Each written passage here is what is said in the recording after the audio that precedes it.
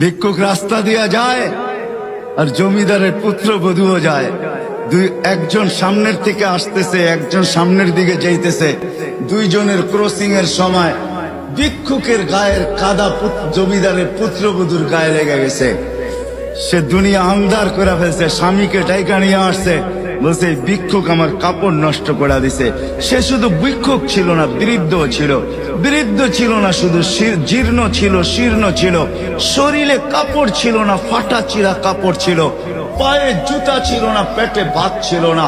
জমিদারের পুত্র সইতে পারে নাই, যৌবনী শক্তি সয়তো সয় কি কইরা তার স্ত্রীর গায়ে ভিক্ষুকের কাদা।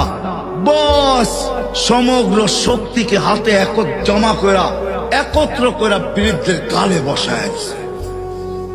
বৃদ্ধ কিচ্ছু বলে নাই, শুধু উপরের দিকে তাকায় দুই তিনটা শব্দ উচ্চারণ করছেন।